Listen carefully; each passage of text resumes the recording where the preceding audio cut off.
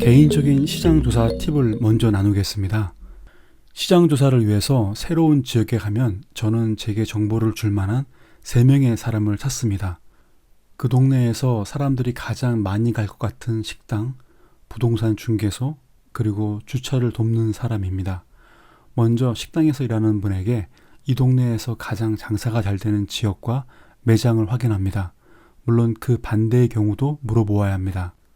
식당에서 수집되는 단편적인 정보가 신빙성이 높지는 않지만 밥 먹다가 듣게 되는 그 정보의 정확도는 감안하고 들어야 합니다.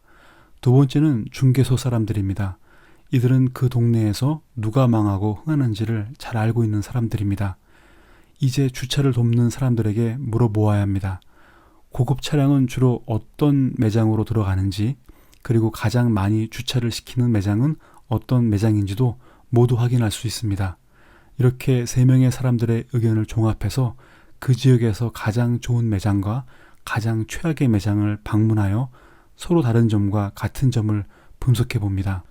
이와 반대로 행하는 경우도 있습니다. 먼저 자신이 모든 매장을 방문해 본 다음에 최고와 최악의 매장을 선정하여 3명의 사람들에게 그 답을 확인하는 경우도 있습니다. 첫 번째 시장조사는 역세권의 빈 매장을 찾는 것이 아니라 한계를 극복한 매장을 찾아야 합니다. 외진 곳 혹은 대기업 프랜차이즈 매장 사이에 끼어서 당당히 영업을 잘하는 곳, 한계를 극복한 매장은 창의성으로 인해 차별성을 가진 곳입니다. 거기에 가서 매장주가 어떤 것을 고심했는지를 파악해야 합니다. 이런 매장들은 크게 3분류로 나누어서 찾아볼 수 있습니다. 첫 번째 매장은 깊은 산속 옹달샘 매장입니다. 제가 가장 주목하는 매장은 A급 상권이 아닌 곳에서 위풍당당하게 성공하고 있는 매장입니다. 이런 매장은 창업의 모든 성공 노하우가 압축된 매장입니다. 특별한 이유로 프랜차이즈를 하지 않는 매장이라면 그야말로 살아있는 화석과 같은 매장입니다. 이런 곳은 한 번 보고 자료를 정리하는 것이 아니라 스승으로 모시면서 배워야 합니다. 이곳을 찾는 손님은 마니아 코드를 가진 고객입니다. 앞으로 당신이 창업하면 지금 보게 되는 고객과 같은 사람에 의해서 브랜딩이 되기 때문에 매장에 들어오는 손님들을 잘 관찰하면서 그들의 생김새를 비롯한 스타일까지 모두 분석해야 합니다. 이런 매장에 들어오는 손님은 이 매장을 응원하고 좋아하는 단골 손님, 창업주의 철학을 지지하면서 매장을 함께 성공시킨 파트너격 손님, 그리고 이런 매장만을 좋아하는 마니아가 있습니다. 브랜드는 매장주가 만드는 것이 아니라 고객과 고객의 관계 속에서 만들어집니다. 매장과 동시에 고객도 연구해야 합니다. 두 번째 매장은 상권의 시작이 된 매장입니다. 상권의 시작이 되었던 매장이 있습니다.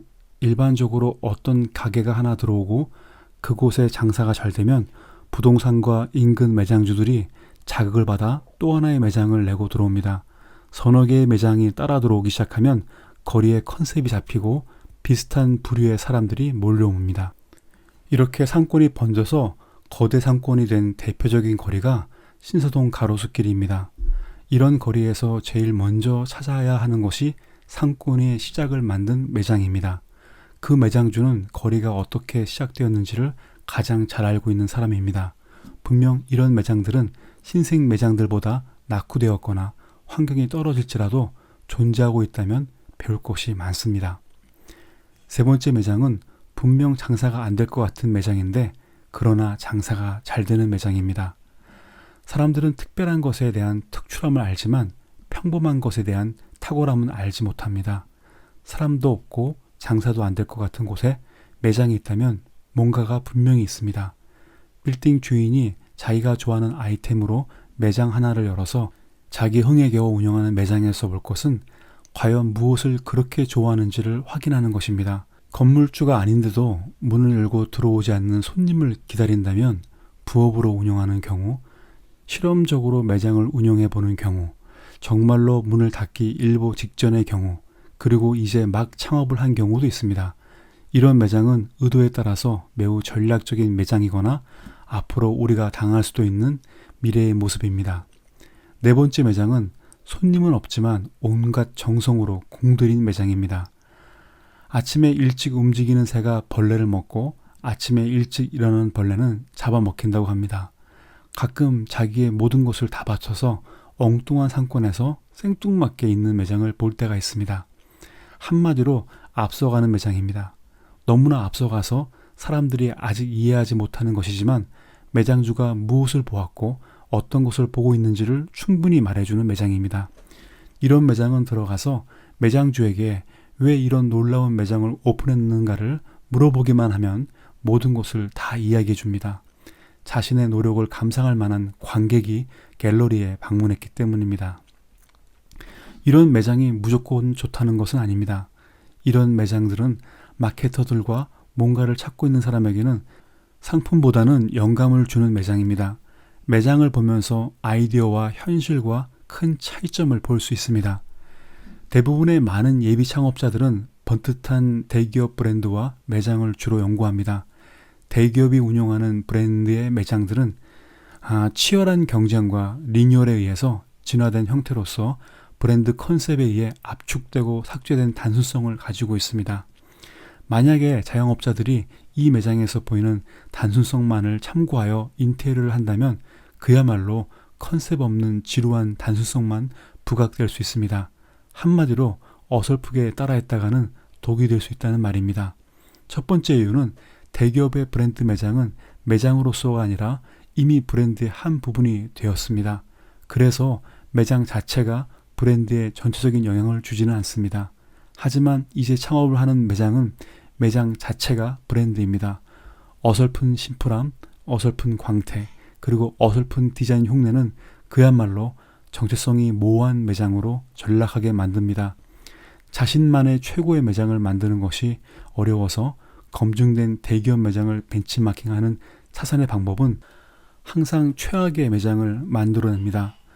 시장조사는 하나의 벤치마킹 매장을 찾는 것이 아니라 수많은 매장에서 자신만의 매장들의 요소를 찾는 것입니다.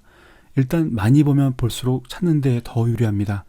1000개의 좋은 매장 중에서 1000개의 배울 점을 찾아서 자신의 매장에 100개를 적용한다는 마음을 가져야 합니다. 매장 조사도 있지만 상권 조사도 있습니다. 상권 조사는 거리의 결을 따라 조사를 합니다. 거리에서 사람들이 움직이는 것을 관찰하면 크게 목적 구매와 충동 구매하는 사람들의 움직임을 찾을 수 있습니다. 걸음걸이와 시선, 그리고 옆 사람이 누구인가에 따라서 왜 이곳에 왔는지를 알 수 있습니다. 시장 조사는 매장 조사가 아니라 사람들을 조사하는 것이고 그들이 거기에 왜 머무는지를 파악해야 하기에 사람의 동선을 살펴야 합니다. 따라서 시장 조사를 할 때 거리마다 충동 구매를 유도하는 결이 있고 목적 구매를 유도하는 결이 있습니다. 그러니까 상권이라고 불리는 거리에 목적이라는 것이 있다는 것입니다. 북동 대서양 어장, 북서 태평양 어장, 북서 대서양 어장, 그리고 북동 태평양 어장은 난류와 한류가 만나는 세계 4대 어장입니다. 흔히 물반 고기반이라고 말하는 곳이 바로 이곳입니다. 일반 사람들이 대서양 한가운데서 바다를 보면 바다는 그저 광활함 그 자체이지만 어부의 눈에는 수많은 물고기 떼들이 지나가는 거리입니다. 그래서 그들은 난류와 한류가 흐르는 바다 길목에 그물을 던져서 그물 안에 들어오는 물고기를 잡는 것입니다. 그렇다면 그 광활한 바닷물에 손을 집어넣고 차가움과 따뜻함을 느껴서 그 길목을 알까요? 바닷속 물과 물이 만나는 것을 어떻게 알 수 있을까요? 그것은 물고기만 압니다. 어부들은 물고기의 흐름을 보고 난류와 한류의 움직임을 파악하여 그곳에 그물을 던집니다. 거리도 걷는 사람들에게는 거리지만 예비 창업자들의 눈에는 어장입니다. 어떤 거리는 지나가는 사람 반, 그리고 트렌드 반입니다. 어떤 거리는 미래, 현재, 그리고 과거가 엉켜있기도 합니다. 거리는 계절, 요일, 시간, 이벤트별로 사람들이 달라지는 곳으로서 거리를 걷는 사람에게는 거리지만 거리를 보는 사람에게는 난류와 한류가 만나는 교차점이라고 할 수 있습니다.